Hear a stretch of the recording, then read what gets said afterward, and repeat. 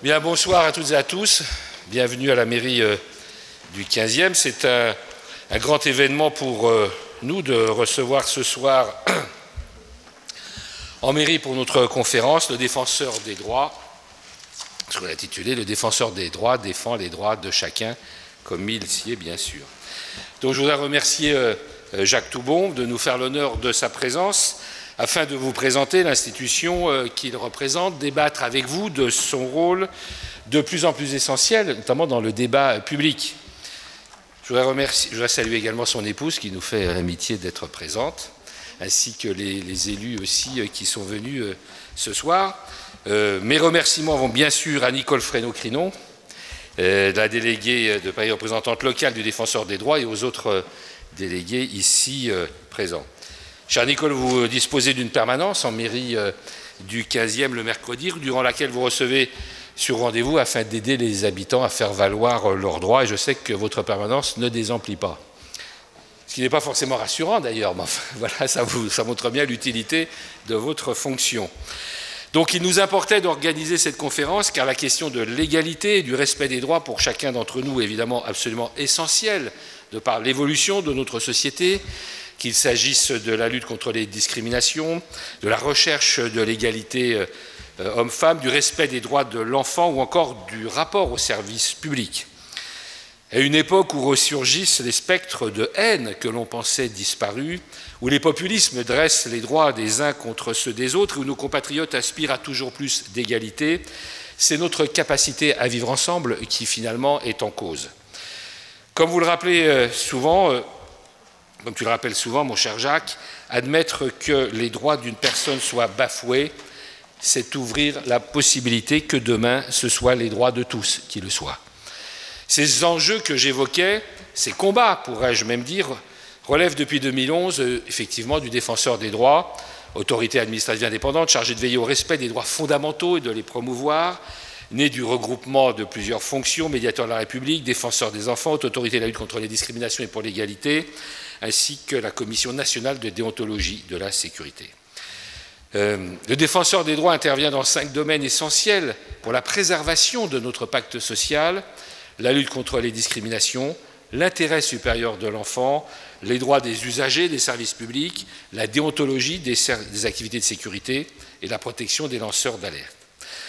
Alors en 2014, le président de la République de l'époque fait un choix inspiré, en réalité assez peu orthodoxe, en raison d'orientations assez différentes, en te nommant comme premier défenseur des droits.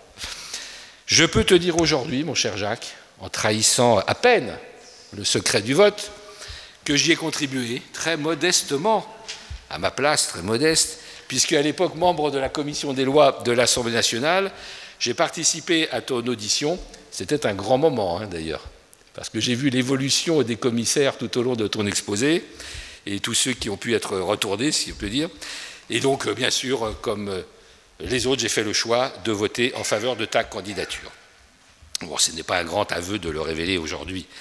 Mais il faut dire que ma confiance, ta personne ne date pas d'hier, puisque, bon, malgré notre jeune âge, nous devons nous connaître depuis une quarantaine d'années à peu près, au bas mot, puisque tu as été pendant plusieurs années élu du 15e, que tu as même représenté à l'Assemblée nationale en 1981. Et puis, tu continues, et d'ailleurs c'est avec grand plaisir que nous te recevons à chaque fois, tu continues de pratiquer régulièrement cette mairie. Peut-être que ceux qui sont à la salle ne le savent pas, mais qu'il s'agisse, tu t'en souviens sûrement, en 2010, de célébrer le 50e anniversaire de la décolonisation de l'Afrique. Alors, il y a un rapport assez lointain entre le 15e et l'Afrique, mais un rapport assez étroit avec Jacques. Puis aussi, finalement, cette salle des fêtes a été inaugurée par le maréchal Lyautey, donc il y a quand même un petit rapport, même si c'était l'Afrique du Nord. Donc le 50e anniversaire de la libération de l'Afrique, dont tu étais d'ailleurs l'organisateur, pas de la décolonisation, mais du 50e anniversaire seulement, ou plus récemment de participer avec moi à une assemblée de la communauté malienne, parisienne, dans cette salle, une soirée assez animée, assez colorée, comme il se pratique au Mali. Ancien député, maire du 13e, ministre de la Culture, 93, puis de la Justice en 95, député européen, président de la Cité nationale de l'histoire de l'immigration. Tu disposais de cette expérience absolument incomparable que tu as mis au service de la nation, mais surtout de cette volonté sans faille de corriger par le droit les inégalités qui naissent des systèmes, perpétuer les progrès des droits humains afin que tout soit entendu et écouté surtout. Et si nous pouvons avoir une certitude les uns et les autres, je crois, 5 ans plus tard, c'est que tu as su donner toute sa place à cette nouvelle institution et que tu bénéficies aujourd'hui d'une aura et d'un poids qui pèsent lourd dans le débat public. Et dans chacun des champs d'intervention du défenseur des droits, tu exerces 2 rôles fondamentaux, à la fois défenseur des droits de chacun au quotidien, bien sûr, chacun avec ses délégués, tu viens au secours des citoyens qui te saisissent quand le système se grippe ou qu'une injustice en résulte, mais tu as également un rôle préventif absolument central dans le débat national, à la source des lois, comme sur les grandes questions de société, vigilant, s'il en est, aux droits fondamentaux des personnes. Notre société, en effet, évolue sans cesse, et avec elle le rôle, le fonctionnement de nos institutions, mais également les dangers qui pèsent sur nos droits et nos libertés. Citons en désordre ces dernières années les phénomènes nouveaux tels le terrorisme, plus récemment encore les fausses informations et les dérives des réseaux sociaux. Dans le même temps, la numérisation croissante de la société représente à la fois une chance d'accéder à une connaissance illimitée, bien sûr, voire une plus grande égalité, qu'il s'agisse de l'information sur les droits de chacun ou de l'accès à certains services, mais comporte également un risque inhérent d'exclusion des catégories de personnes fragilisées. D'ailleurs, lutter contre l'électronisme, résorber la profonde fracture numérique, qu'elle soit territoriale, sociale ou générationnelle, est une priorité aussi d'ailleurs pour cette mairie qui propose la mise en place d'un service d'écrivain public numérique. La loi et les services publics doivent certes évoluer et s'adapter pour mieux servir ou protéger les citoyens, poser des contraintes parfois, mais ils doivent tout à la fois rester fidèles, et c'est tellement important, aux valeurs fondamentales de notre République, à notre Constitution et à l'ensemble des conventions internationales qui nous engagent. Travail délicat d'équilibriste et qui doit donc régulièrement faire l'objet de remise en question et de contrôle, et c'est là qu'intervient le défenseur des droits. Ainsi, lorsque l'arsenal répressif se durcit pour mieux nous protéger, ton rôle est de rappeler la nécessité du respect des grands principes du droit. C'est ainsi que tu as procédé par rapport à l'état d'urgence en exprimant ton inquiétude de cette exception permanente qui, selon toi, fragilisait l'état de droit. Plus récemment, tu t'inquiétais des risques encourus par les manifestants en raison de l'utilisation des lanceurs de balles de défense, inquiétude que tu portais d'ailleurs depuis plusieurs années, bien avant les manifestations des Gilets jaunes.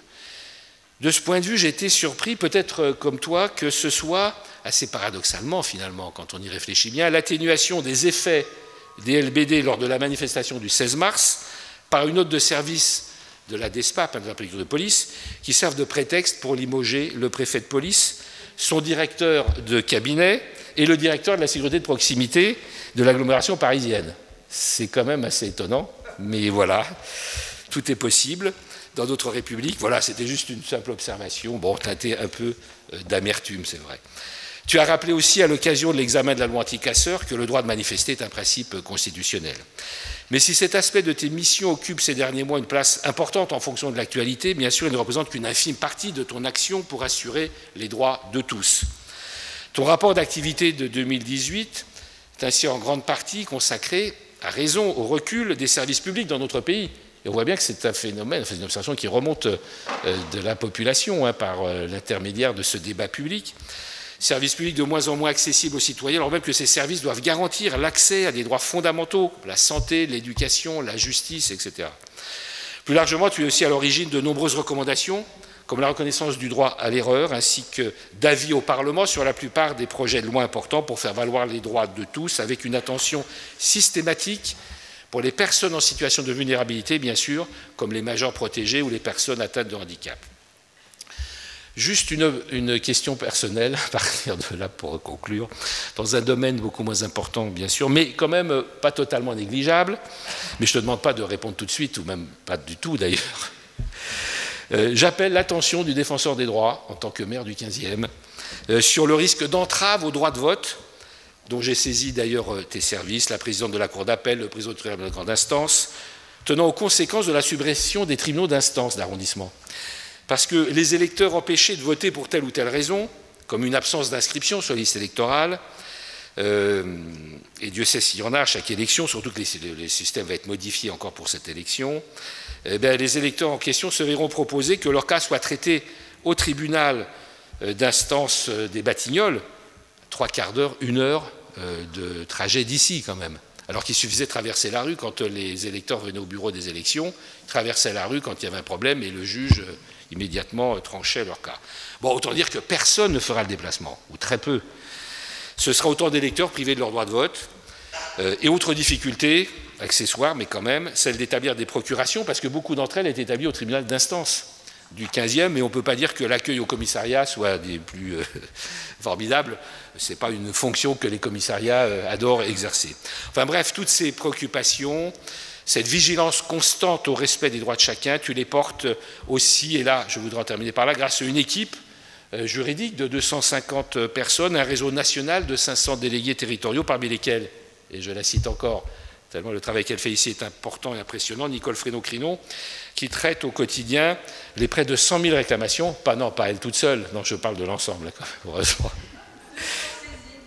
C'est déjà pas mal, mais près de 100 000 que tu as reçus en 2018, un nombre en augmentation constante d'ailleurs. Bon, rappeler ces quelques éléments, et pardonnez-moi d'avoir été trop long en préambule, permet de mesurer quand même toute l'ampleur de ta mission, de l'impact décisif qui est le tien de tes avis, de tes paroles, de ta parole dans la vie de nos institutions et le fonctionnement de notre société. Ne souhaitant pas empiéter davantage sur le sujet de la conférence, je crois que j'ai déjà pas mal empiété, je n'aborderai pas les multiples sujets sur lesquels on peut te saisir, bien sûr, les modalités de cette saisine ou les services publics qui peuvent être concernés. Parce que c'est bien pour t'écouter que sont venus nos amis, toi qui incarnes cette fonction à laquelle tu as su donner vraiment une place de premier plan, toi dont les avis, toujours justes et circonstanciés, font autorité et sont, j'allais dire, autant attendus que redoutés. Voilà. Merci à toutes et à tous. Et maintenant, la parole est au défenseur des droits, Jacques Toubon.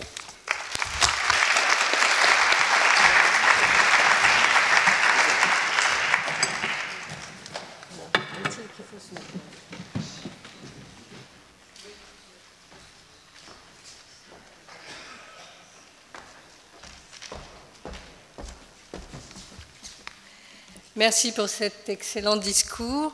Je voulais tout d'abord remercier le service d'accueil et le secrétariat de la mairie du 15e. Où, Philippe? Je remercie le secrétariat de la mairie qui gère mon planning. Alors, chers amis, si vous avez besoin de prendre rendez-vous avec moi, vous téléphonez au numéro qui est indiqué, le numéro de l'accueil de la mairie, et vous convenez d'un rendez-vous, c'est eux qui planifient donc mon planning. Ça nous aide beaucoup, nous délégués.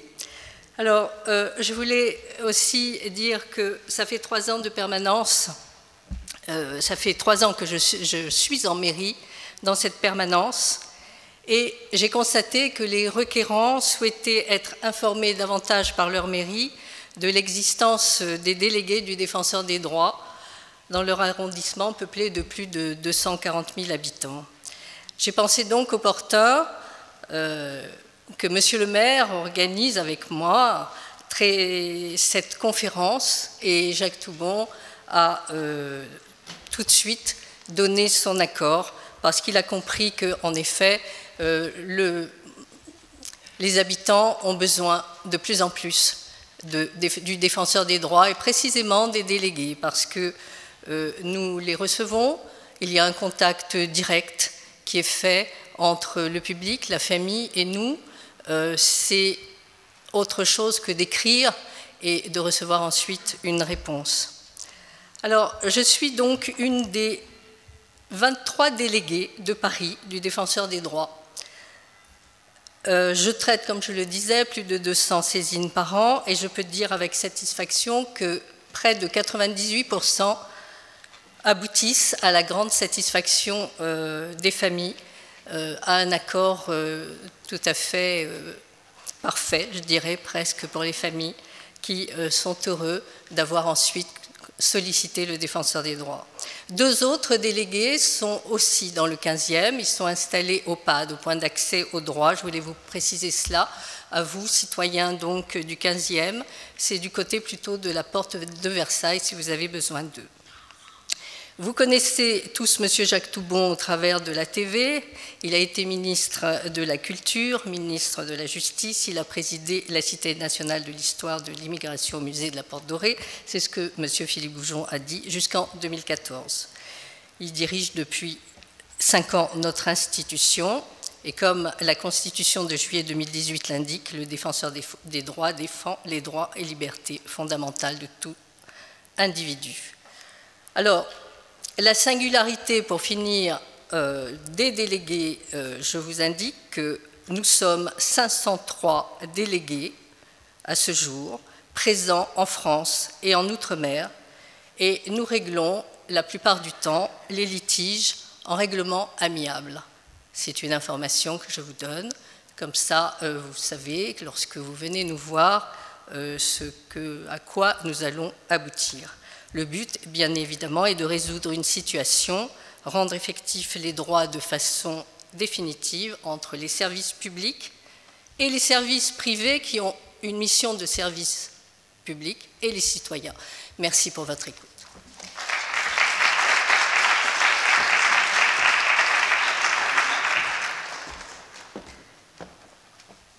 Si je peux faire une petite diapo pour imager un petit peu la situation du défenseur des droits. Ça va aller très vite. Je ne vais pas la commenter, vous la lisez. Vous voyez ici qu'il y a plus de 7% par an de demandes, de réclamations. Merci. L'organisation du défenseur des droits, donc le défenseur des droits désigne l'institution, et c'est M. Jacques Toubon, donc, qui le représente, qui est nommé par le président de la République. Il a 3 adjoints pour le droit des enfants, pour la lutte contre les discriminations et également pour la déontologie dans le domaine de la sécurité. Cela se passe au siège. Ici, nous avons un délégué général à la médiation, Bernard Dreyfus, et nous lui rendons hommage tous, car il a disparu il y a 3 jours. Le siège a 300 délégués à ce jour.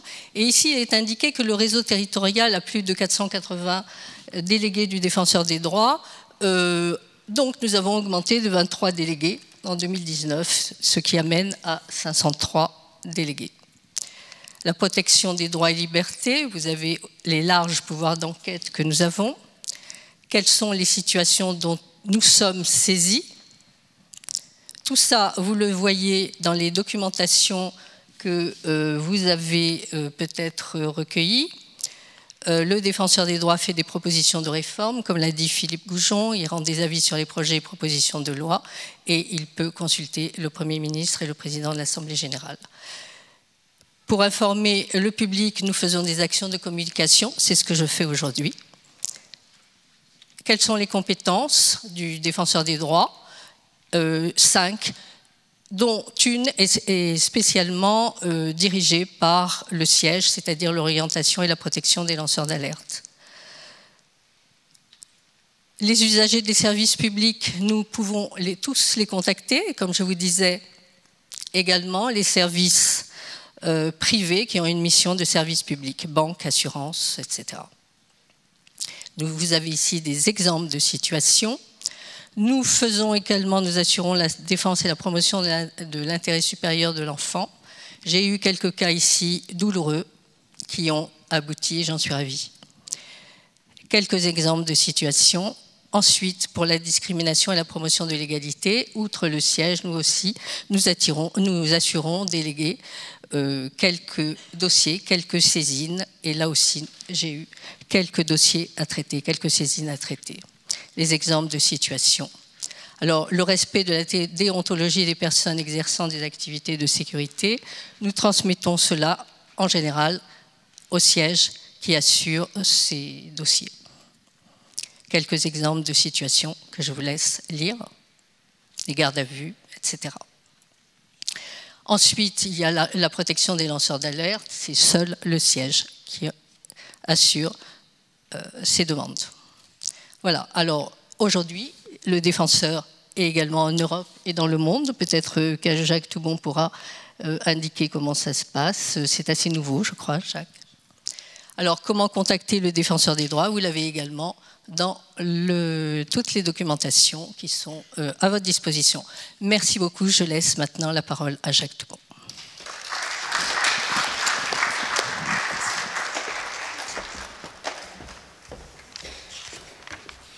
Chers amis, je suis très heureux de vous retrouver ce soir et je vous remercie d'être venus toutes et tous pour cette réunion. Je remercie tout particulièrement, bien entendu, Philippe Goujon, mon ami, maire du 15e arrondissement, d'avoir bien voulu nous accueillir, comme il l'a rappelé, une fois encore, dans cette magnifique salle des fêtes. Et je remercie Nicole Fresneau, qui est notre déléguée, une de nos 23 délégués parisiens qui siègent ici, qui reçoit ici à la mairie du 15e arrondissement, d'avoir été la cheville ouvrière de cette réunion, comme elle l'est d'ailleurs de beaucoup d'autres activités, par exemple lorsque le défenseur des droits participe par son intermédiaire ici à la fête des associations ou à telle ou telle manifestation que Philippe Goujon et la mairie organisent. Donc merci infiniment Nicole et merci aussi aux délégués qui sont présents ici et aux élus qui nous font l'honneur de participer à cette réunion. Beaucoup de choses ont été dites par Philippe et par Nicole sur ce que fait le défenseur des droits, sur ses missions et ses pouvoirs. Donc je ne vais pas trop me lancer dans un exposé et je voudrais au contraire peut-être consacrer un peu de temps à répondre à des questions que vous pourriez avoir envie de me poser, parce que je pense que c'est comme ça qu'il convient de faire. Mais je voudrais simplement revenir aux origines. D'abord aux origines, par le fait que me retrouver naturellement ici, comme d'habitude d'ailleurs dans cette mairie du 15e arrondissement, c'est toujours émouvant, car aujourd'hui je suis défenseur des droits après plus de 45 ans et bientôt 50 ans de service public au service de l'État, mais c'est ici, dans le 15e arrondissement, dans la circonscription qui, à l'époque, existait, de Javel, Ballard, le front de Seine, que j'ai été élu pour la première fois député de la République. C'était en juin 1981, c'est-à-dire dans un moment qui était tout de même historique, pas à cause de mon élection, mais parce que un mois avant, après 23 ans de pouvoir du général de Gaulle, de Georges Pompidou, de Valéry Giscard d'Estaing, c'est-à-dire du camp politique que nous représentions, pour la première fois, 23 ans après, la gauche, représentée par François Mitterrand, avait été portée à la présidence de la République. Ça a été, bien entendu, un tournant tout à fait considérable et pour la France. Et un mois après, il y avait des élections législatives. Elles ont naturellement permis à François Mitterrand d'obtenir une majorité qui était conforme à sa tendance, mais le Rassemblement pour la République de l'époque a tiré son épingle du jeu d'une certaine façon. Il est devenu de très loin le premier groupe dans l'opposition, et parmi les députés qui ont siégé à l'Assemblée nationale à partir de 1981, dans l'opposition et dans des conditions souvent assez difficiles, il y avait quelques nouveaux, très peu, très peu, quelques nouveaux, et dont j'étais en juin 1981.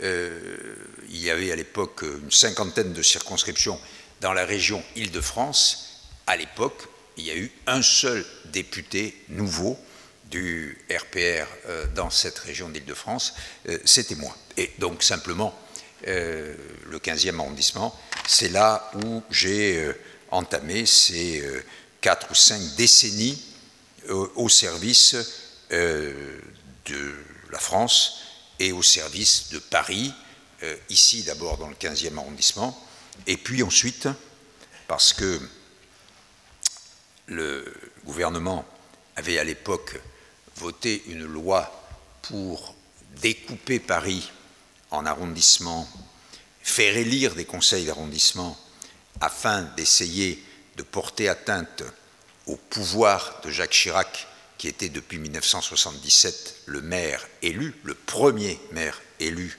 de la capitale, j'ai en quelque sorte choisi de mener une mission, c'est de quitter cet arrondissement où je me sentais très très bien, où j'avais été assez bien élu, pour porter le fer dans le 13e arrondissement, qui était voué à l'époque, selon tous les pronostics, à élire un conseil d'arrondissement de gauche, ce qui aurait naturellement porté atteinte au pouvoir de Jacques Chirac à l'Hôtel de Ville. C'était fait pour ça.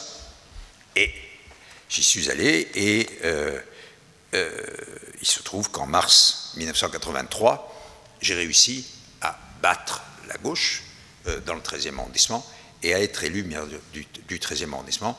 J'ai été pendant 18 ans maire du 13e arrondissement jusqu'en 2001. Et donc, j'ai quitté en 1988 la députation dans le 15e arrondissement pour être élu dans une nouvelle circonscription entre le 13e et le 14e, puisque j'étais devenu entre-temps. Mais le 15e arrondissement, ça a toujours été là où, en quelque sorte, avec Chirac, avec toute l'équipe à l'époque, Nicole de Hautecloque, qui était la marraine de Philippe Goujon en politique, et c'est comme ça que nous nous sommes connus, avec Jacques Marette, avec Bernard Rocher, avec Jean Chériou et tous les autres, René Galli-Dejean, j'ai, en tout cas moi, appris l'action politique, mais justement l'action politique, comme l'a décrite Nicole tout à l'heure en parlant des délégués, non pas dans les discours, dans les lois, dans les grands projets, dans les partis politiques, même si j'avais à l'époque des grandes responsabilités au sein du RPR, mais sur le terrain, dans les marchés, dans les bistrots, et en particulier aux côtés de Jacques Chirac, donc vous savez que la capacité extraordinaire qu'il avait à imposer sa personnalité simplement par sa présence et par son charisme.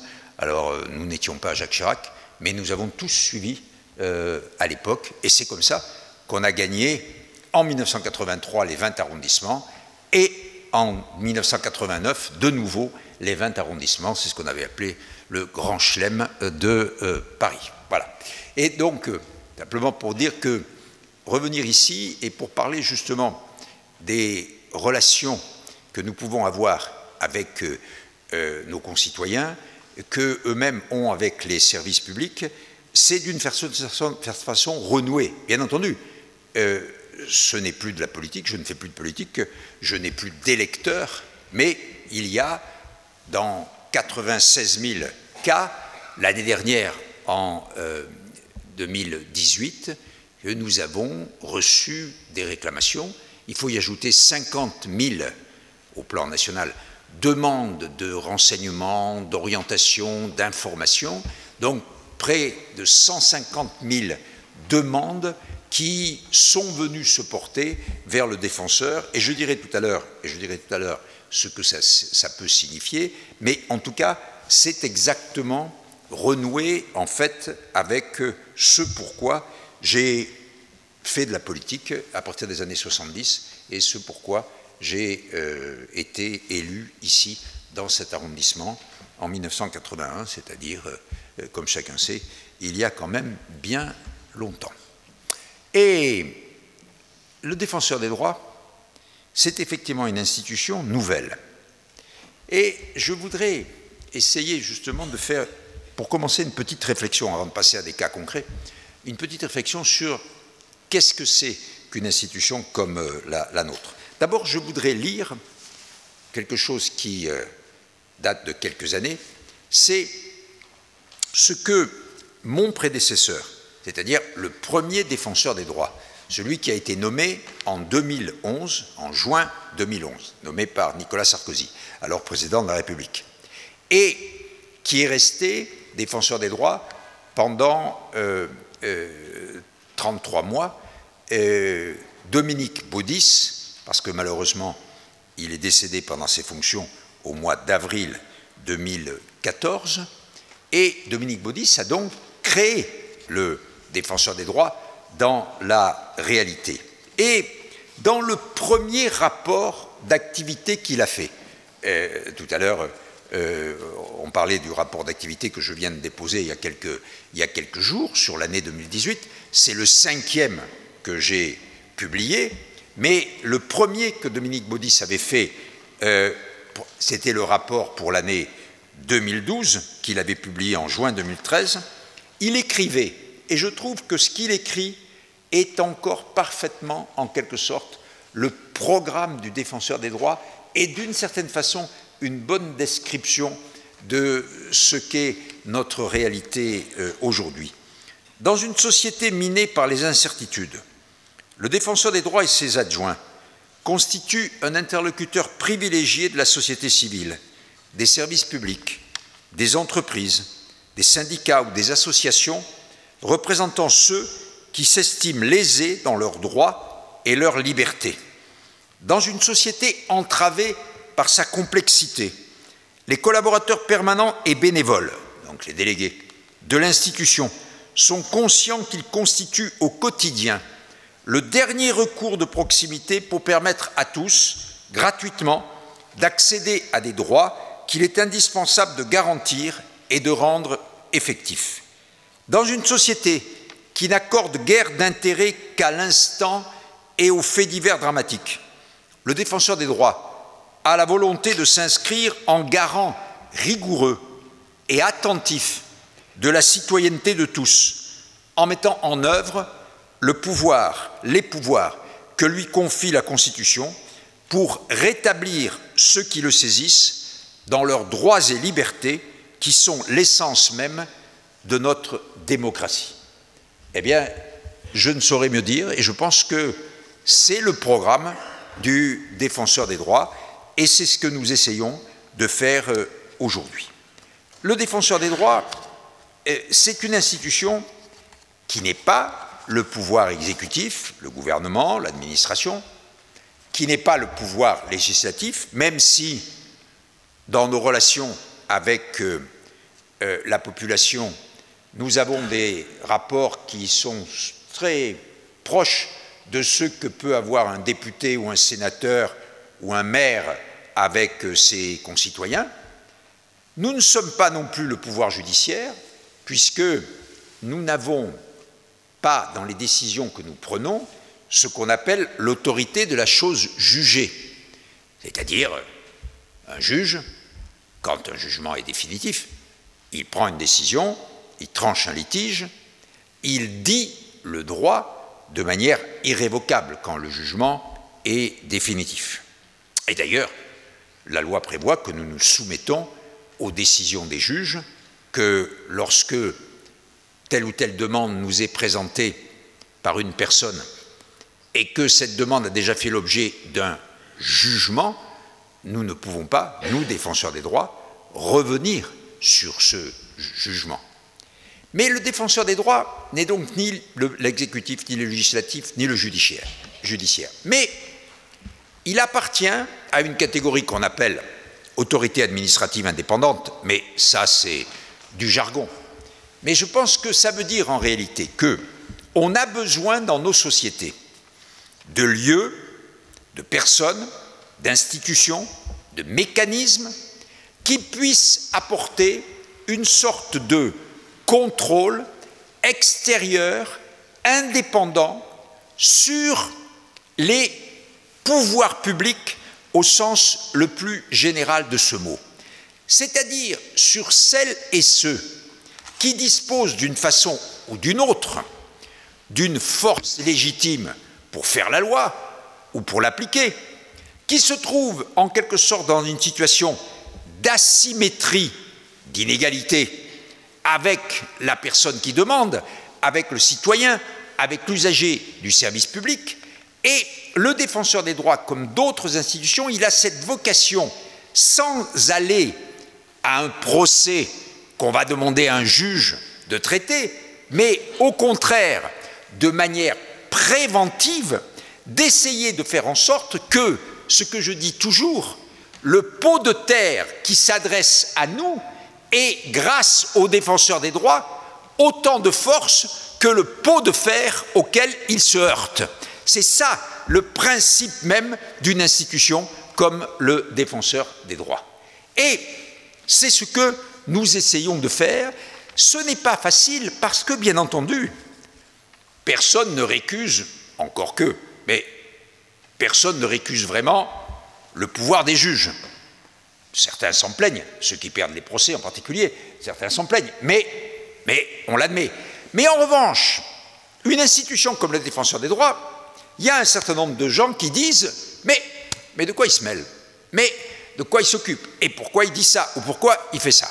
Vous le voyez bien d'ailleurs dans l'actualité, quand les sujets que je traite sont un peu sensibles sur le plan politique, et lorsque je dis en particulier des choses qui ne sont pas tout à fait dans le même sens que ce que peuvent dire le gouvernement, l'administration, tel ou tel organisme social, bien entendu, ça ne plaît pas beaucoup.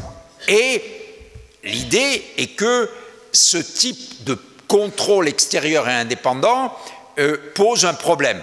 Eh bien non, je pense justement que ce contrôle extérieur ou indépendant, c'est une des solutions.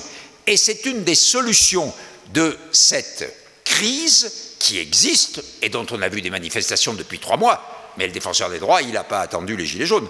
Donc, c'est une sorte de crise de la relation de confiance, donc une espèce de méfiance qui s'est instituée entre citoyens, usagers, toutes les personnes qui vivent et qui travaillent dans notre pays et les pouvoirs publics de la manière la plus générale. Et donc, voilà simplement, sans vouloir faire trop de philosophie, ce que nous sommes, ce que nous représentons, et je crois que ce que disait Dominique Baudis le traduit parfaitement, et quand j'écris dans la présentation de mon rapport pour 2018 que nous sommes une institution qui n'a pas l'habitude de travailler pour les temps calmes, avec les routes dégagées et le ciel bleu et le soleil. Nous sommes une institution qui, naturellement, est pour les temps orageux, une institution qui est pour les chemins difficiles que beaucoup de gens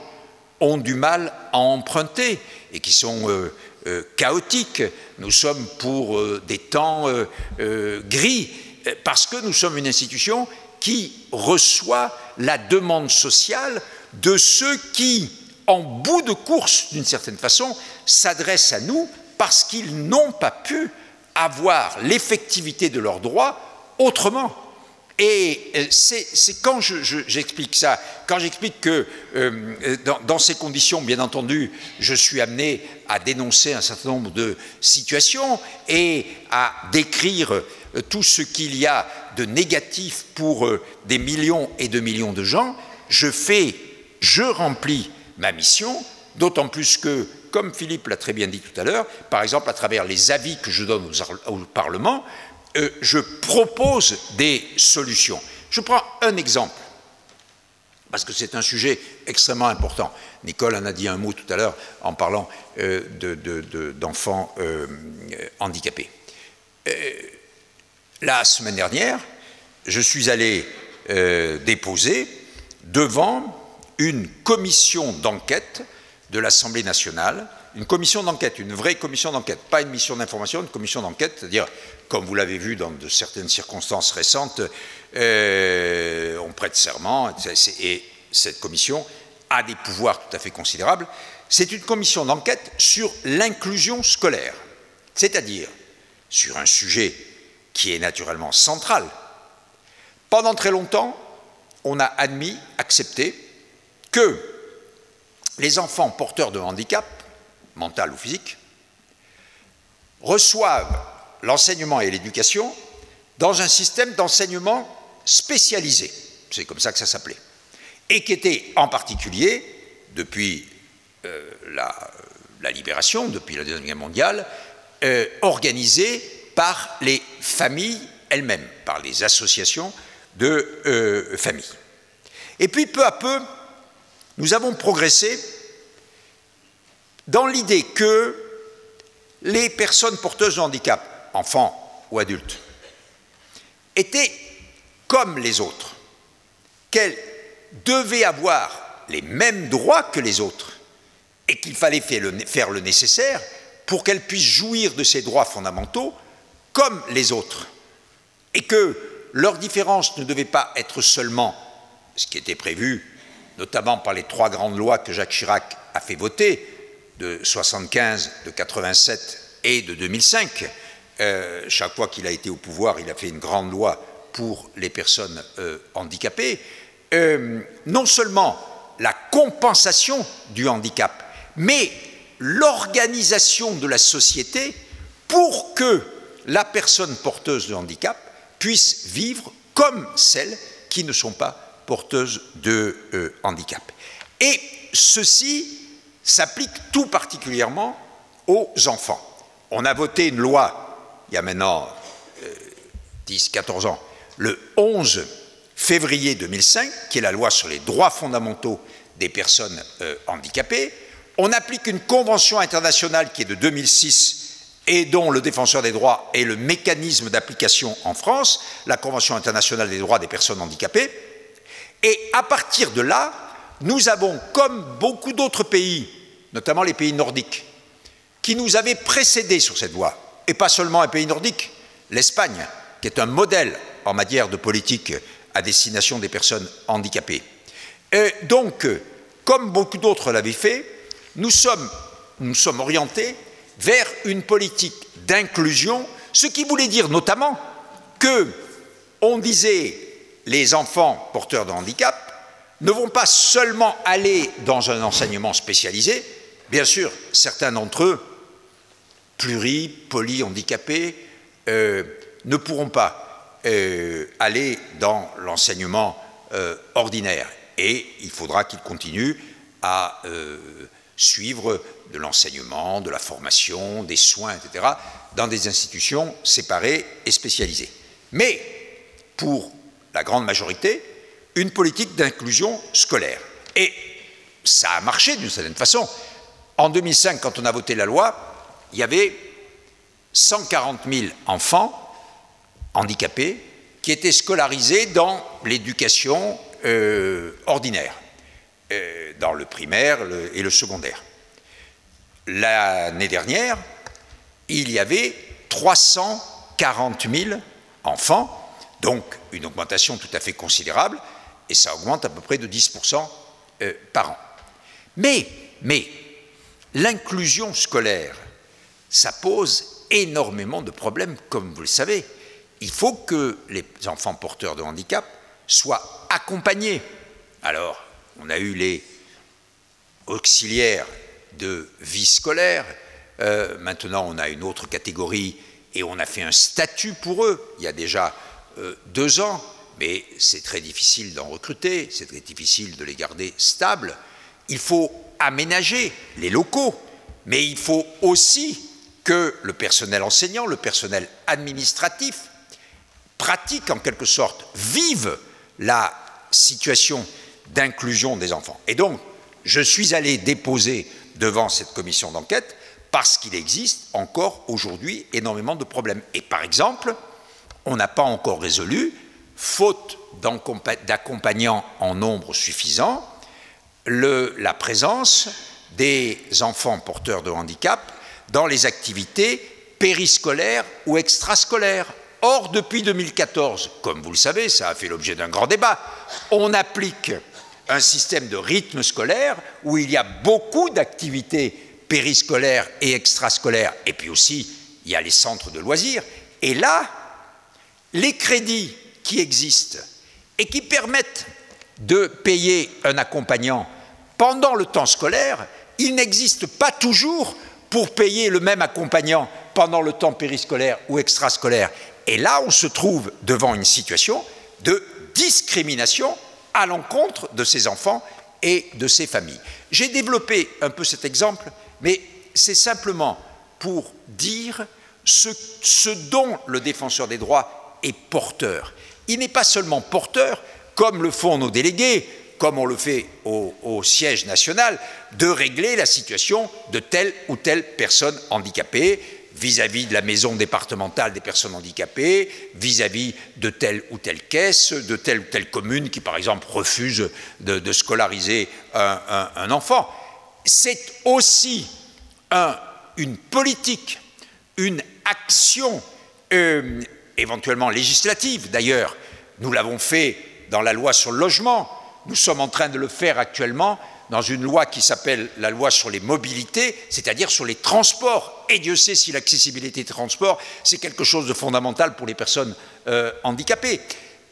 Nous sommes en fait porteurs à la fois de cette idée que nous contrôlons ce qui se fait, nous sommes capables de dire ce qui va et ce qui ne va pas, nous sommes capables de faire des propositions, c'est-à-dire que notre action est une action de redressement des droits individuels, c'est ce que viennent nous demander les 96 000 personnes qui sont venues nous demander de faire des réclamations l'année dernière, mais aussi au-delà de l'effectivité des droits individuels, de faire en sorte que notre société, notre République, notre administration produisent des règles de droit modifiées, nouvelles, qui fassent en sorte que les besoins de chacun, des groupes, d'un certain nombre de catégories de personnes soient mieux pris en compte. Et c'est donc une action de type collectif.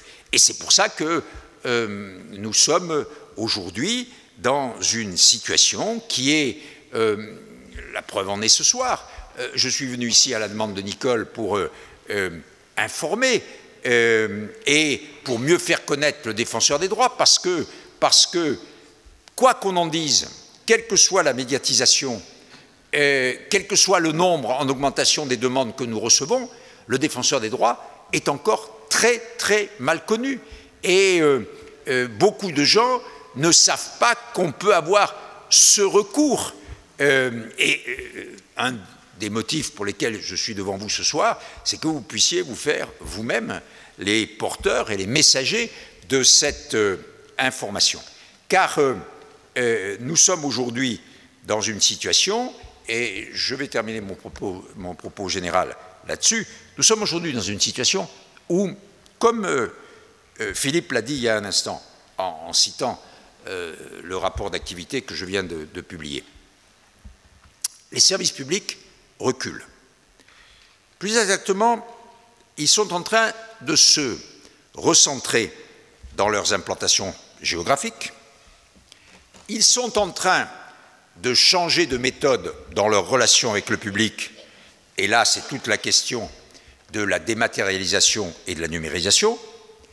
Et ils sont en train de voir disparaître de plus en plus les hommes et les femmes qui les incarnaient auparavant et qui étaient derrière les guichets, dans les bureaux, au téléphone, et qui aujourd'hui, eh bien, il faut bien le dire, disparaissent peu à peu.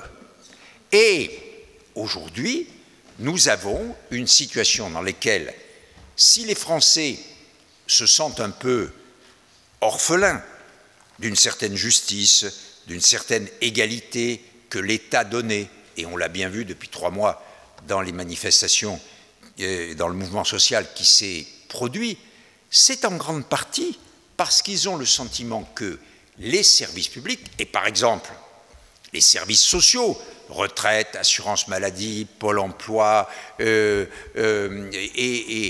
allocation familiale, que les services sociaux ne sont plus à leur disposition, qu'ils ne répondent plus, comme le disait déjà Dominique Baudis en 2013, les choses sont trop complexes, mais qu'il n'y a plus personne pour les expliquer et pour les simplifier. Quand vous êtes devant un écran d'ordinateur, que vous devez remplir un formulaire, que vous devez faire une demande en ligne, et qu'à un moment, vous ne comprenez pas ce qu'on vous demande, qu'est-ce que vous faites? Bien, vous vous arrêtez, ou bien vous faites une mauvaise réponse et vous plantez. Et dans toutes les hypothèses, il n'y a personne à qui vous pouvez demander ou téléphoner pour dire « Madame, est-ce que vous pouvez m'expliquer ici qu'est-ce que ça veut dire et qu'est-ce qu'il faut que j'écrive parce que je voudrais savoir compte tenu… » Voilà. Ça, c'est, à mon avis, le grand défi aujourd'hui que nous décrivons dans nos rapports, sur lesquels nous faisons des propositions. Je demande, moi, simplement qu'on remette des personnes humaines dans les services publics, que ce soit en ville, que ce soit dans les périphéries urbaines, que ce soit à la campagne, car il n'y a pas seulement la désertification rurale, il y a beaucoup de quartiers urbains qui sont eux-mêmes, du point de vue du service public, très mal pourvus. Et à partir de là, bien entendu, pour relever ce défi, il faut qu'une politique qui a été menée depuis 20 ou 30 ans soit infléchie. Quand on écoute les déclarations, notamment du Premier ministre, depuis quelques jours, on peut avoir le sentiment que le gouvernement a compris, non pas le message du défenseur des droits, mais le message du peuple, et qu'il a l'intention, dans ces domaines, et par exemple, sur la numérisation, de prendre des mesures qui permettront d'accompagner la numérisation, qui permettront de donner des solutions alternatives à la numérisation. Sinon, maintenant tout le monde le sait, 20 à 25% de la population, c'est-à-dire des millions et des millions de gens, ne pourront plus accéder aux services publics et donc à leurs droits. Et ça, bien entendu, la République ne peut pas se le permettre si elle veut rester la République. C'est pour ça que ce que nous avons identifié, le combat que nous menons, est véritablement un combat de nature politique au sens le plus général de ce mot. Nous ne sommes pas pour ou contre tel ou tel gouvernement ou telle majorité ou telle opposition. Ça, c'est pas ça, la politique. La politique, c'est que nous essayons que notre cité soit gérée au bénéfice de toutes et de tous, et en particulier que tout ce qui est fait, quand on fait des réformes, elles sont nécessaires, des changements, il en faut, on pense d'abord aux usagers et aux usagers les plus vulnérables, les plus éloignés, ceux qui sont les plus démunis, parce que ce sont eux auxquels il faut permettre d'accéder à leurs droits à travers les services publics. C'est cela qui est aujourd'hui finalement principalement notre mission, et c'est pour ça, je dois le dire, et je termine là-dessus parce que ça me permet de répondre à la question que posait tout à l'heure Philippe Goujon, qu'il me posait directement. Je suis étonné, je dois le dire, et c'est un mot faible, que, à l'occasion des prochaines élections européennes, le tribunal de grande instance de Paris, qui est maintenant installé porte de Clichy, au Batignolles, et qui, depuis la dernière loi de réforme de la justice qui vient d'être promulguée, regroupe la totalité des tribunaux d'instance qui étaient jusque-là dans chaque arrondissement, je suis étonné qu'à l'occasion de ces élections, il n'y ait aucune disposition prise pour que des magistrats, lorsqu'ils sont saisis, par exemple à propos de l'inscription sur les listes électorales ou à propos d'un problème de procuration, ne soient pas installés de manière décentralisée, comme on dit, de manière foraine, dans différents arrondissements ou différents endroits, et que tout soit centralisé là-bas au Batignolles. Philippe Goujon a interrogé les autorités judiciaires, d'autres maires l'ont fait, je l'ai fait moi-même, et la réponse qui m'a été donnée, c'est tout restera centralisé avant et pendant les élections. Et je vois là, franchement, je comprends, hein, je veux dire que j'ai été garde des Sceaux et je peux vous dire que l'organisation judiciaire, c'est quelque chose qui est au-delà de tout entendement. C'est extrêmement difficile parce qu'il faut naturellement concilier deux choses. Il faut concilier la bonne administration de la justice et l'indépendance des juges. Et ça, c'est la quadrature du cercle. Mais je comprends donc. Mais je pense, franchement, que ça ne va pas dans le bon sens parce que justement, ça n'est pas ce que je demande, qu'il y ait des gens, des personnes humaines qui soient à la disposition de chacun au plus près. Mais nous avons aussi, à l'heure actuelle, beaucoup, et les délégués de Paris ont beaucoup de dossiers sur les relations avec les caisses vieillesse, sur les questions de stationnement, le fameux forfait de stationnement, et sur d'autres questions de ce genre, où nous voyons bien que la modernisation du service public se traduit par un éloignement, par une disparition de la présence humaine, et ça, du point de vue qui est le mien, pas d'un point de vue politique, mais du point de vue qui est le mien, c'est-à-dire l'accès au droit par l'accès au service public, est véritablement un énorme problème. Voilà, c'est simplement ce que je voulais dire.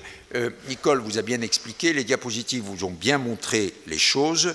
Le défenseur des droits, c'est un ultime recours.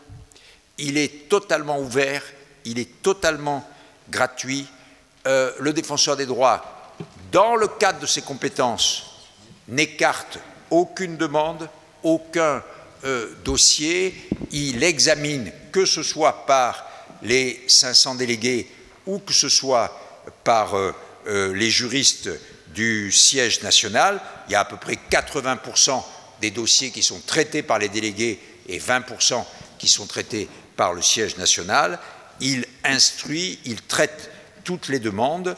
Il est, de ce point de vue, un peu unique en son genre, et je souhaite naturellement le rester, comme toutes les administrations, car je suis un service public, je suis un établissement public, je suis une maison qui est soumise naturellement aux politiques publiques. Malheureusement, nous avons des restrictions budgétaires, nous perdons des effectifs, donc nous sommes obligés de travailler, comme on dit dans l'industrie, à flux tendu, mais nous allons continuer à accomplir notre mission. Et ce soir, devant vous, je suis venu vous dire que dans le 15e arrondissement, qui est le plus gros de la capitale, qui est en plein développement, mais qui est aussi un arrondissement qui a beaucoup de traditions, beaucoup de villages, et une ville, en quelque sorte, dans la ville de Paris, que nous sommes ici entièrement à votre disposition à travers nos 4 délégués qui sont ici dans l'arrondissement, à la maison de justice, au point d'accès au droit, ici à la mairie, et que ma fierté, en quelque sorte, c'est que je suis, en tant que défenseur des droits, une sorte, comme j'ai eu l'occasion de le dire, de sismographe de la réalité sociale. C'est-à-dire que quand il y a des tremblements, quand il y a des difficultés, je les enregistre et je les mesure. Ce que je souhaite, naturellement, c'est que ça ne se traduise pas, au bout du compte, par des fractures. Et ça veut dire que le sismographe lance des alertes et que je souhaite, du fond du cœur, que mes alertes soient entendues.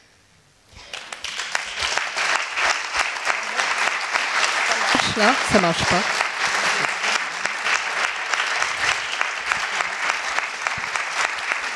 Alors, comme je l'ai dit, Philippe, si tu en es d'accord, hein, si Nicole en est d'accord, je pense que je peux répondre à quelques-unes de vos questions sur certains sujets. Alors. Je ne peux pas répondre à tout, hein, mais ce à quoi je ne peux pas répondre, je le traiterai d'une manière ou d'une autre. Oui, merci. Donc, la question que je vais poser, je pense, est partagée par beaucoup de personnes. Souvent, les sites Internet incluent une foire aux questions. FAQ, oui. F-A-Q, en oui. majuscule. Et bien entendu, dans la plupart des cas, on ne trouve pas la question qui correspond au problème qu'on a. Voilà, donc bien évidemment, nous sommes d'accord avec vous sur le fait qu'il est urgent de maintenir une personne humaine qui pourrait, en quelques phrases, résoudre le problème. Voilà. À la suite bon, il y a déjà 4 ans que j'ai commencé à écrire la numérisation, problème, etc., tout ça. Bon. Et puis, on a eu, il y a 2 ans, la prime activité en ligne. On s'est dit, attention, là, ça va être emmerdant. Et puis, ça s'est très bien passé. Et il y a eu un très fort pourcentage de personnes éligibles qui l'ont demandé et qui l'ont eu. Ben oui, on s'est rendu compte qu'en fait, les agents des caisses d'allocation familiale et de Pôle emploi avaient en fait tapé sur le clavier et rempli les demandes pour 30 à 35% des demandeurs. Donc, ça s'est bien passé et ça correspond à ce que nous disions, il faut accompagner les gens. Bien. Mais 1 an après, on a eu le basculement des cartes grises et des permis de conduire entièrement en ligne. Et là, alors, la cata intégrale. Des centaines de milliers de dossiers en rade, toutes les personnes... Nous, on a eu des milliers de coups de téléphone à notre permanence téléphonique à cette période-là. Il y a les personnes, vous en êtes ici sûrement, qui ont fini par se résoudre à demander pour 40 € ou 50 € à un service ou une officine de faire les papiers, etc. Ce qui est scandaleux, parce que c'est la négation du service public, parce que le ministère de l'Intérieur, quand il a fait le basculement le 6 novembre 2017, n'avait pas justement prévu l'accompagnement, voilà. Et donc, ces 2 expériences conjuguées, mais tout à fait antinomiques, nous ont inspiré ce rapport que nous avons fait, et à la suite de ce rapport, j'ai vu le secrétaire d'État de l'époque au numérique, Mounir Majoubi, et qui est maintenant parti, mais qui a été remplacé par un autre secrétaire d'État, Cédric O. J'ai vu le Premier ministre lui-même, que je suis allé voir spécialement pour cette question, et nous avons passé 1 heure sur ce sujet, et c'est pour ça que je crois pouvoir dire que les pouvoirs publics et le gouvernement prennent en considération ce sujet, parce qu'il est clair qu'on ne peut pas se résoudre à la situation où, encore une fois, une proportion extrêmement importante des usagers serait laissée pour compte. Tout le travail que je fais, moi, il a un objectif: l'égalité d'accès aux services publics pour toutes et pour tous. On peut faire ce qu'on veut, on peut faire les meilleures réformes, on peut faire les changements les plus extraordinaires, on peut faire des systèmes de prestations formidables et tout. Mais si ce n'est pas également pour toutes et pour tous, l'objectif de la République est loupé. Donc, c'est ça mon combat, et j'espère que dans cette affaire de numérisation, on va effectivement avoir, par exemple, ce que j'ai demandé simplement, mettez des services téléphoniques d'accueil, parce que les personnes qui ne comprennent pas, eh bien, au téléphone, elles peuvent s'expliquer. Madame, vous m'avez dit ça, mais qu'est-ce que ça veut dire, etc. Et voilà, il faut qu'on soit... voilà. Donc, monsieur, c'est clair qu'on mène le même combat et qu'il faut que nous y arrivions. J'espère que dans les différentes mesures qui vont être prises dans les mois qui viennent, il y aura là-dessus des choses fortes et efficaces. En tout cas, comptez sur moi pour ne pas, comme on dit maintenant, lâcher, puisque tout le monde dit dans la rue, on ne lâche rien. Le défenseur des droits ne lâche rien non plus sur ce type de sujet.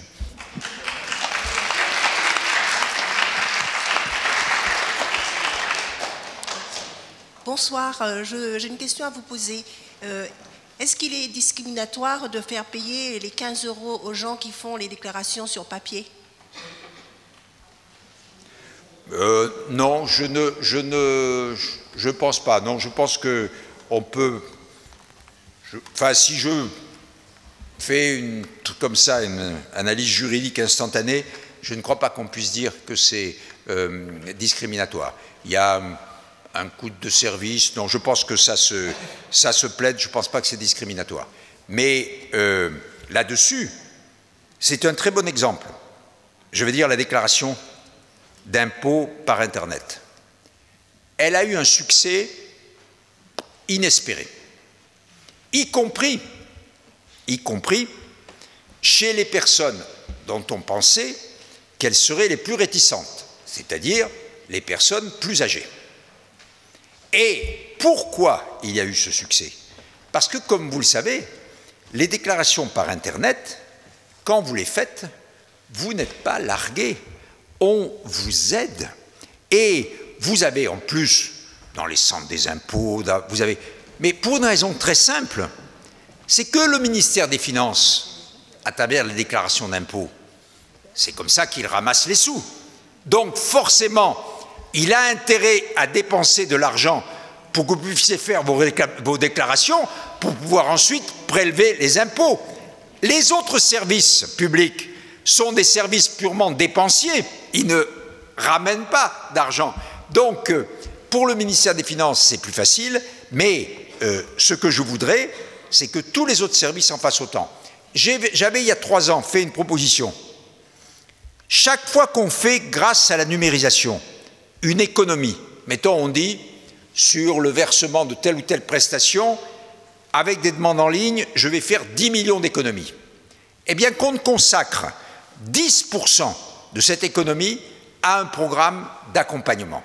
Ça a été, pas tout à fait, mais presque écrit comme ça, dans la loi qui a été adoptée l'an passé, qui s'appelle la loi dans le jargon ESSOC, c'est-à-dire la loi sur les relations entre l'administration et les usagers. C'est ce qu'on a appelé la loi sur le droit à l'erreur, vous savez, qui a été faite l'année dernière. Il y a une disposition de nature générale qui dit un peu ça, mais moi je voudrais arriver à ça, c'est-à-dire qu'on consacre une partie des économies réalisées par la numérisation à accompagner ceux qui ont le plus de difficultés. Parce que si vous voulez, je cite, quand il y a eu l'affaire des cartes grises et des permis de conduire, une de mes responsables a rencontré, après une réunion, au ministère de l'Intérieur, un directeur du ministère de l'Intérieur, enfin une personne d'une haute responsabilité. Et elle lui a expliqué, enfin, il venait de parler de tout ce qui n'allait pas, etc. Et il lui dit, innocemment, je lui dis, mais le système marche bien. On traite sans problème 80% des dossiers. Et alors elle lui a dit, et alors les 20%? Mais c'est ça la question. C'est exactement ça la question. Donc, le défenseur des droits, lui, eh bien, il se bat pour que les 20% soient traités comme les 80%.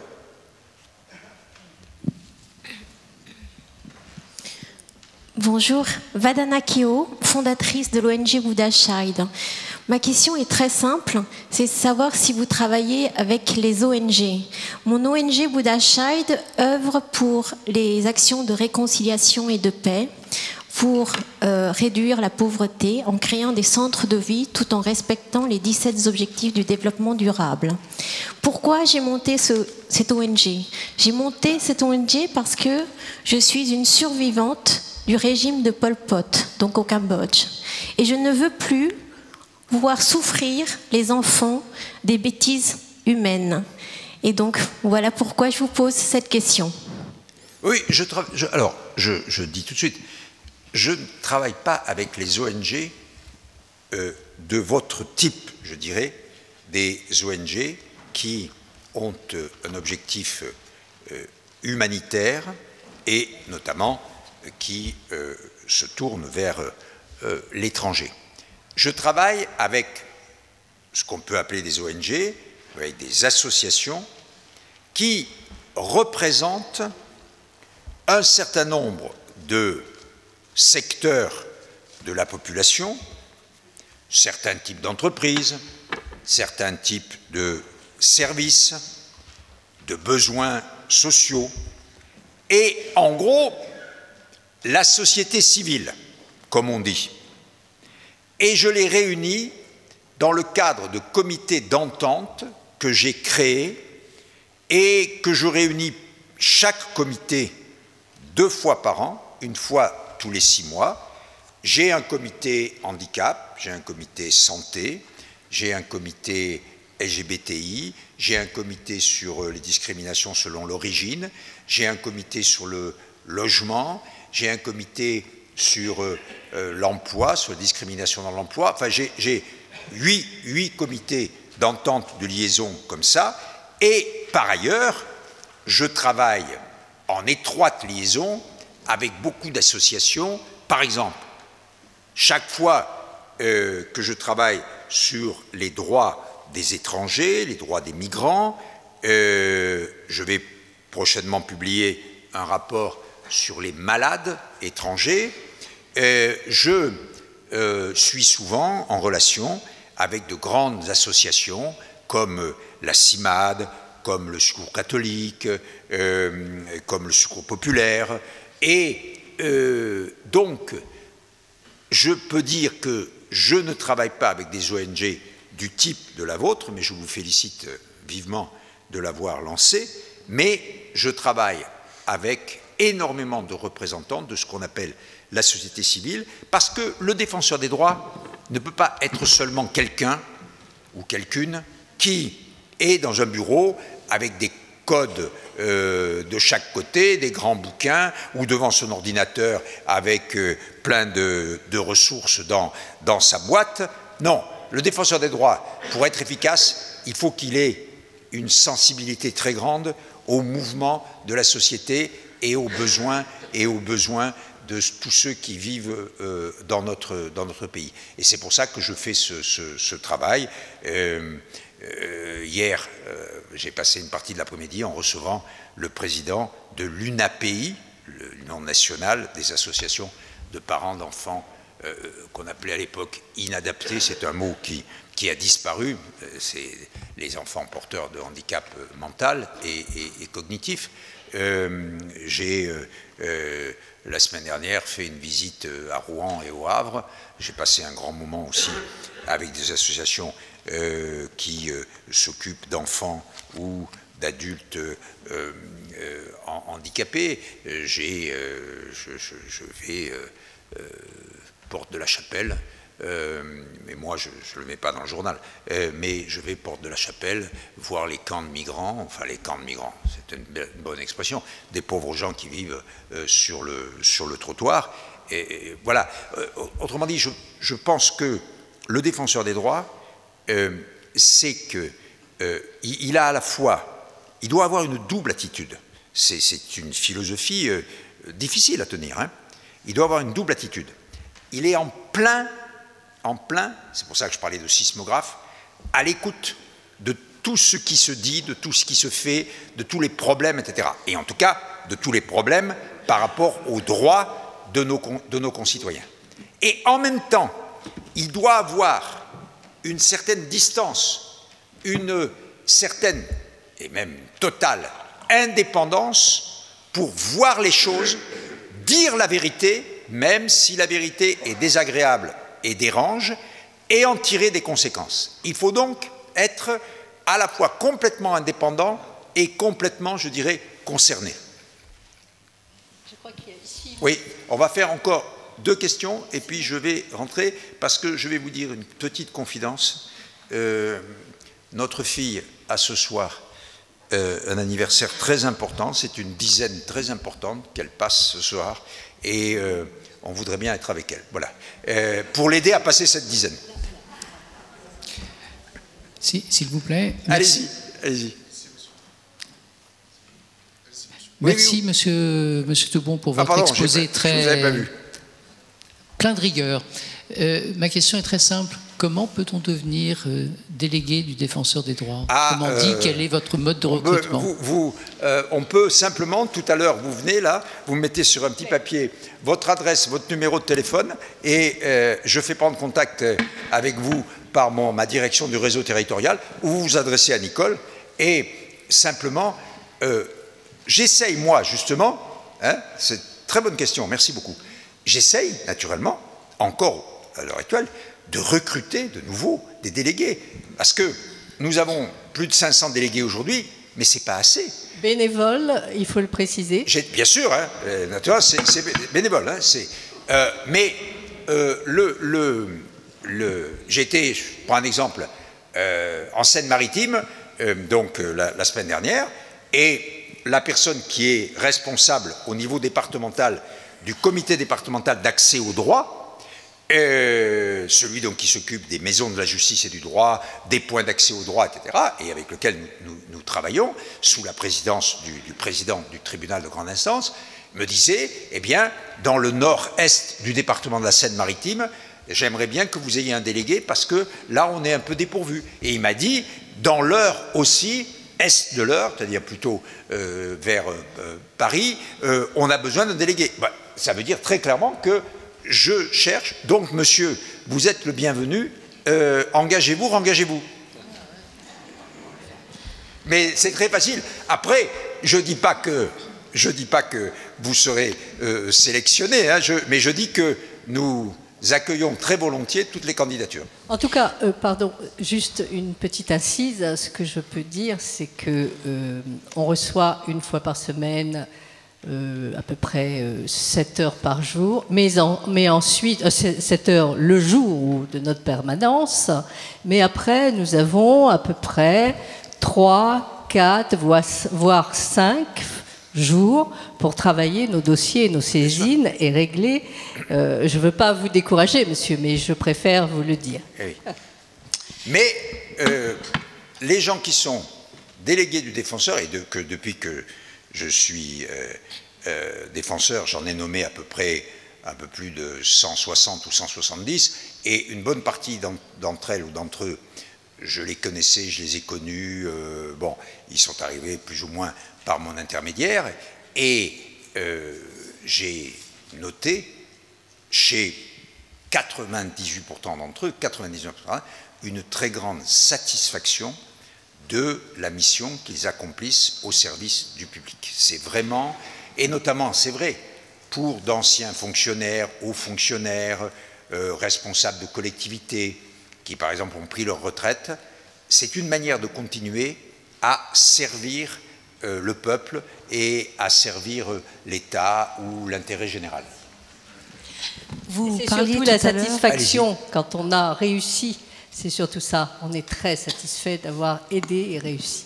Je laisse la parole. Vous parliez tout à l'heure de la démarche en ligne sans interlocuteur, mais ce qu'il faut que vous sachiez, c'est que moi j'ai fait une demande au service public d'un papier administratif et qu'à la fin, il y a quand même une arnaque qui n'est pas le service public, mais qu'on informe qu'il faut payer 30 € et mettre sa carte bleue.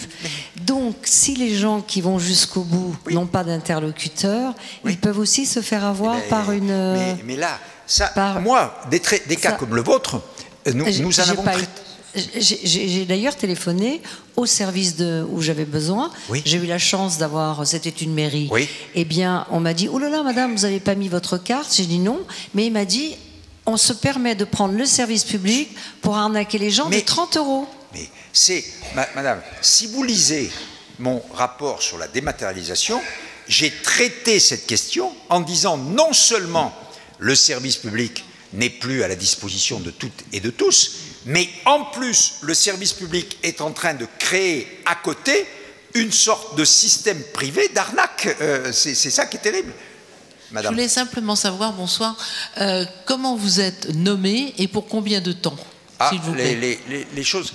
La Constitution, vous savez que c'est la révision constitutionnelle qui a été portée par Nicolas Sarkozy en juillet 2008, que Philippe a voté, qui a prévu la création du défenseur des droits.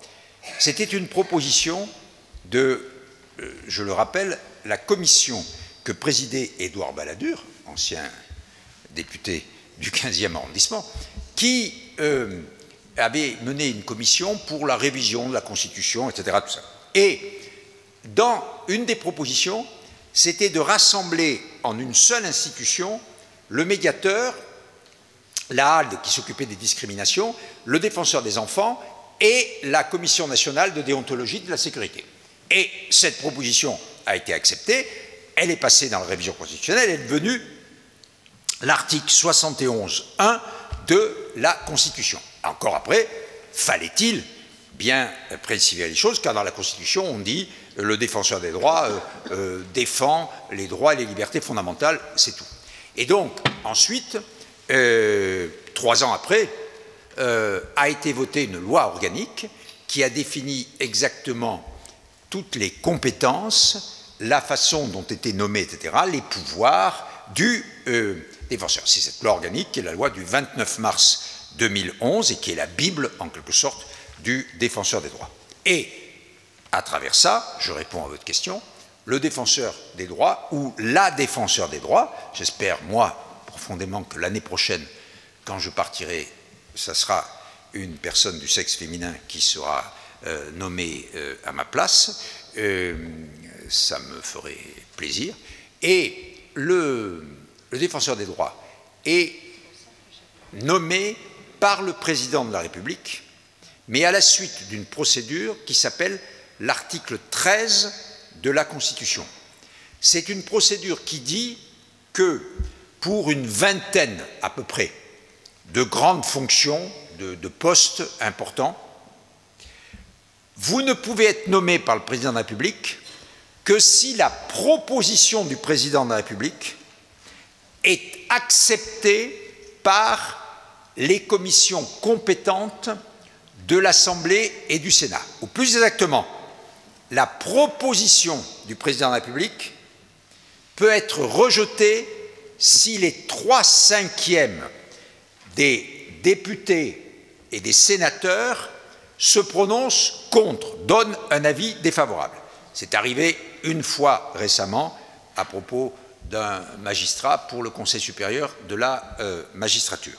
Mais sinon, pour ce qui me concerne, Philippe l'a raconté tout à l'heure, j'ai comparu devant la commission des lois de l'Assemblée nationale le 2 juillet 2014, devant la commission des lois du Sénat le 9 juillet 2014.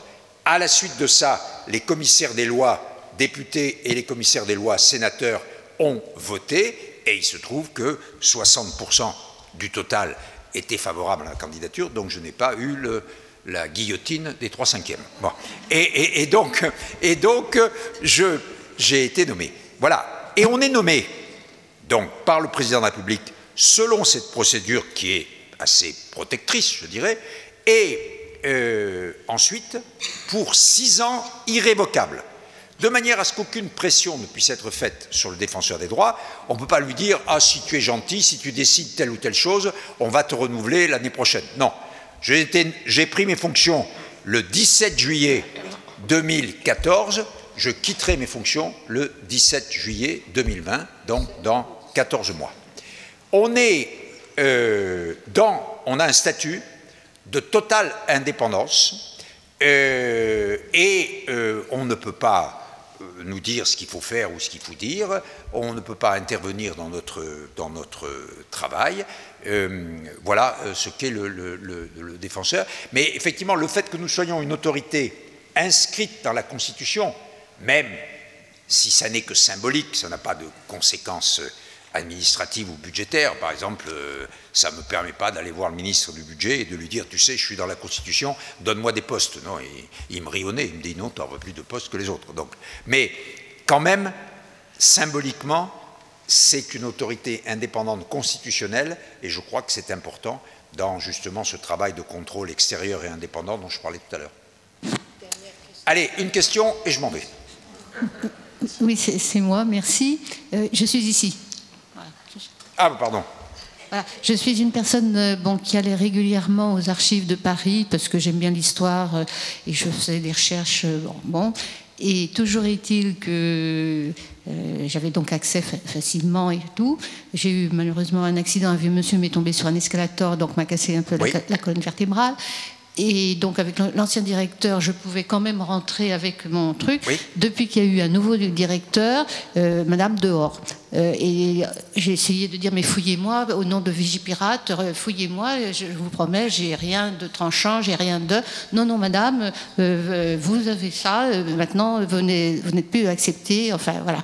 Et c'est vrai que maintenant, un certain nombre de personnes âgées qui avant venaient à des conférences et tout, oui. Ben aujourd'hui, si avant il y avait au moins 80 personnes qui venaient à ces conférences-là, oui. Et ben aujourd'hui, toutes ces personnes-là, si elles ont...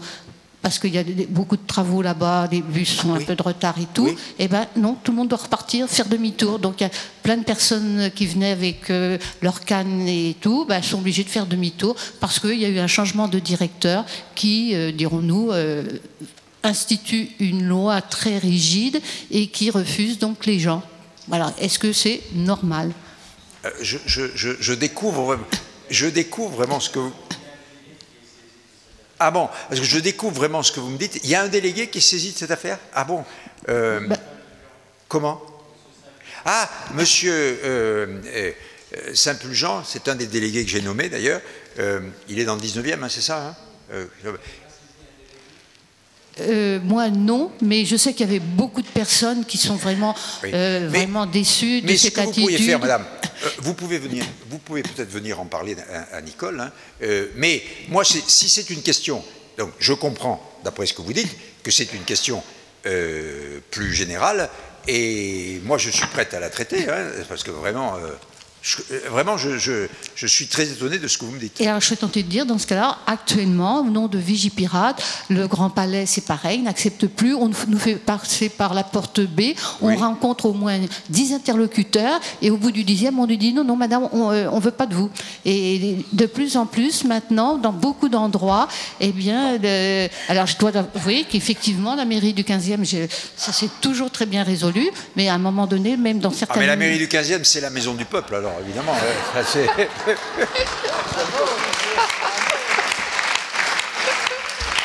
Mais, madame, je vais baliser ça, je vais regarder ça, parce qu'il faut qu'on en... Si vous voulez venir me voir, vous oui, prenez rendez-vous, et ensuite, je m'adresse aussi bien à M. Jacques Toubon qu'à mon collègue, M. Saint-Pulgent, pour savoir ce qu'il a fait, ou j'envoie la saisine. Non, mais, donc... Si vous êtes au courant que Noël Saint-Pulgent est saisi, ça veut dire qu'on en a parlé. Enfin, donc, c'est... Voilà. Bon, un grand merci. On va s'occuper de ça. Un grand merci. Je vais vous dire au revoir. Et surtout, ce que je vais vous dire, c'est que moi, j'ai, malgré tout ce qui se dit, tout ce qui se passe, un grand espoir que, justement, toutes ces questions que j'évoque, que je traite, trouvent des solutions. Moi, j'ai le pouvoir que j'ai, il n'est pas très important. J'essaye de mettre le nez sur un certain nombre de situations, de dire la vérité, de le dire sans ambages. J'ai une voix qui porte, et je pense qu'il porte de plus en plus. Je pense que ça peut être extrêmement utile, et je crois que nous pouvons espérer que sur beaucoup de ces sujets, justement parce qu'il y a une autorité extérieure qui, en toute indépendance, décrit les situations, fait des propositions, je pense qu'il y a l'espoir de voir ces situations se régler. Je prends un exemple. Il y a beaucoup de problèmes avec les caisses de retraite. Et en particulier, ici, celle de l'Île-de-France. Nous avons, chaque fois que ces questions se sont posées, et quelquefois elles ont concerné des milliers et des milliers de personnes qui n'avaient pas simplement de revenus parce que leur retraite n'était pas liquidée, et qui n'avaient pas d'autres revenus que cette retraite qu'ils attendaient. Nous avons réglé les problèmes, nous les avons réglés individuellement et collectivement. Donc, ce que je veux dire, c'est que soutenir le défenseur des droits, saisir le défenseur des droits, parler du défenseur des droits, à la suite, par exemple, de cette réunion ce soir, je crois que c'est rendre service à l'ensemble des 67 millions de personnes qui vivent dans notre pays. et qui demande, vous le savez très bien tous, de la justice et de l'égalité. À ma place, j'essaye d'en apporter un peu.